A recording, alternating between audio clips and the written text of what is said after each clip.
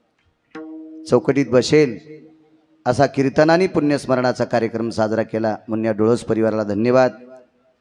या पत्रिकेवर चर्मकार विकास संघ महाराष्ट्र राज्य लोकनेते माननीय आमदार सीतारामजी घनदाट मामा, आमच्या गंगाखेडचे ना, हो आमच्या जिल्ह्यातलेच आहेत. सामाजिक प्रतिष्ठान निलेश लंके प्रतिष्ठान, समस्त ग्रामस्थ शिंगवे नाईक, आदरणीय लंकेसाहेब परवाला कीर्तनाला सुद्धा होते नारळी सप्ताहामध्ये. इकडे आम्हाला वाघोलीला कटके बापूंच्या इथं कार्यक्रमात माझी त्यांची भेट झाली. तिथंही याही पत्रिकेवर त्यांचं नाव आहे, आमच्या घनदाट मामांचं नाव आहे. आलेत का? आदरणीय सामाजिक क्षेत्रामध्ये राजकीय वारसा निभत असताना काल ज्या महामारीमध्ये ज्या महात्म्याने ज्या लोकनेत्याने समाजाची फार मोठी सेवा केली अशा निलेश चिरंके साहेबांना पुनश्च कोटी कोटी धन्यवाद देतो. ज्या परिवाराने आपल्या आईला आठवणीसाठी दिव्यास गोड